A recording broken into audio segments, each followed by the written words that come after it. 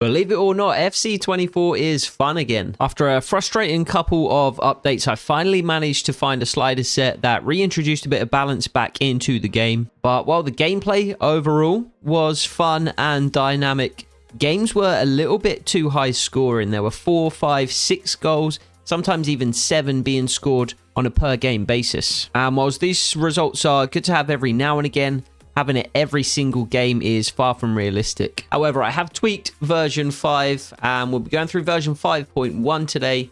And with this set, I'm having as much fun as I've had on the game all year. Version 5.1 keeps the same dynamic, balanced, fun and engaging gameplay that version 5 had, but it does reduce the number of goals per game. So we have the best of both worlds. Chances being created, a back and forth game, but also a much better and more balanced range of scorelines. You can get 0-0s again now, 1-0 wins, 2-1 victories, that sort of thing, but it is still possible to win 4 or 5-0 on the odd occasion. If you have been following my slider updates for a while, you'll know by now that we do like to play with 10-minute halves and on legendary difficulty. These things can be adjusted, but it will need changes to the slider set as well to compensate for that. We also like to play with all of the assists set to manual. So through passes, lob passes, ground passes, all of these kinds of things set to manual rather than assisted, with the exception of crosses, which I always set to semi because manual is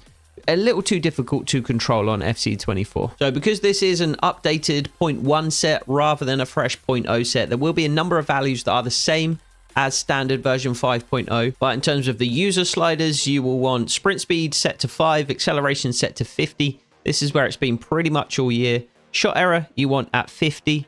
Pass error has been brought all the way down to 10, but this is where one of the big differences is going to lie in version 5.1. Shot speed for the user has been moved all the way down to 42. Most people, when they're trying to reduce the number of goals scored per game, will crank goalkeeper ability way up, and obviously this makes your goalkeeper better and therefore reduces the number of goals per game. However, goalkeepers then get a little bit too good and they're making saves that are unrealistic. So if realism is something that you are concerned about, you should instead bring down shot speed. People are also tempted to crank shot error way up, and whilst that's not so much of an issue for the user, it's a big issue for the CPU because it discourages and disincentivizes the CPU from taking on a wider range of shots. The CPU, at least, you can kind of think of the error sliders as like confidence sliders.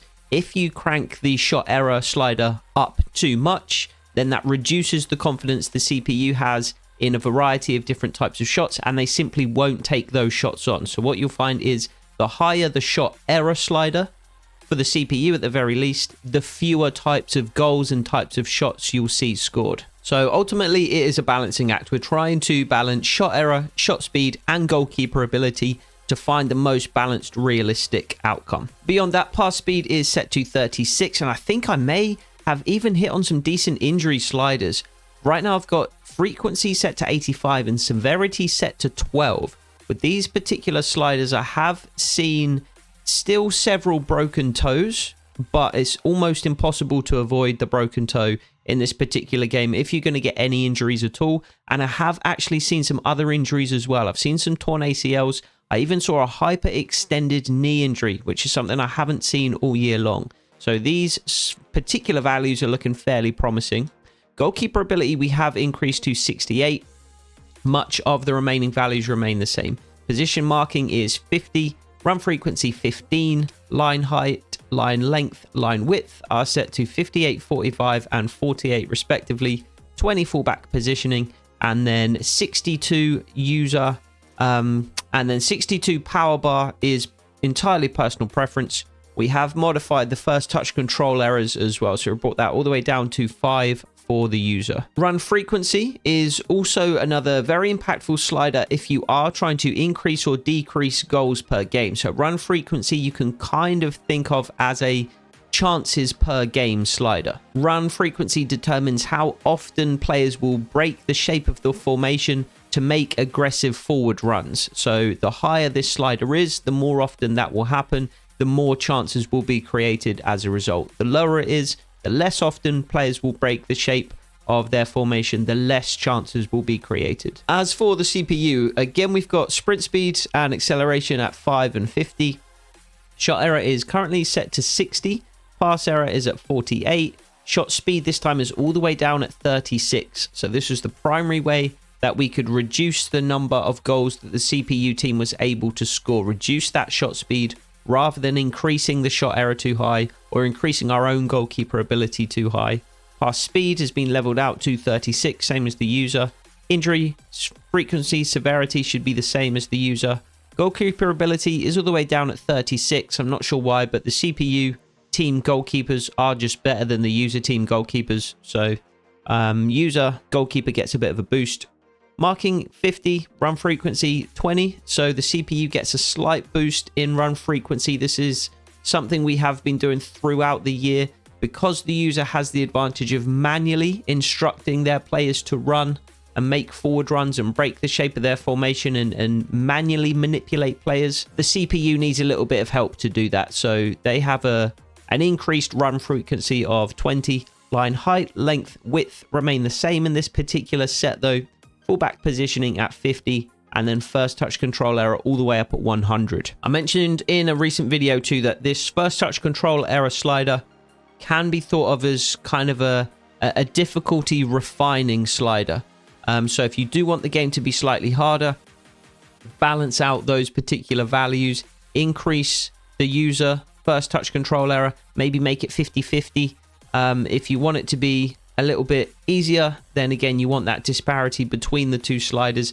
First touch control error doesn't only affect the first touch that a player has, but it affects things like second balls, lucky deflections, the success of stand tackles and things like that as well. So here is version 5.1, the standard version at the very least in its entirety. However, I will be going over an assisted version if you don't want to play full manual, and a harder version if you find the standard version too easy. So if you do tend to find FC24 a little too easy, especially on legendary difficulty, then you can try this harder version of the slider set. So there are slight adjustments to things like shot error, pass error, shot speed for the CPU and the goalkeeper ability for the user. So the CPU team will be a bit more clinical with the chances they create. They will create a few more opportunities as well, with the run frequency up at 30 and that first touch control error being balanced out at 50 apiece. So feel free to pause the video if you do want to grab the harder sliders, but they will be down in the description as well. And then finally, if you enjoy these slider sets but you don't enjoy playing on full manual controls, of course you can just use the assisted version. So you can have the passes, the shots all set to assisted, but you'll need to change some slider values to compensate for that. Primarily the error values, so the shot error and the pass error will be significantly different on assisted versus on manual. The pass speed slightly different as well as the first touch control error. You want to balance that out to 100 apiece for the user and the CPU team. So again, if you want to pause this and grab these sliders, you can, but they will be down in the description as well. I do use these sliders in all of my career mode series, and I have been using them in the Everton Takeover Rebuild series of late. As I said, I've been having as much fun on the game as I've had all year with this particular set, and that's resulted in some really good games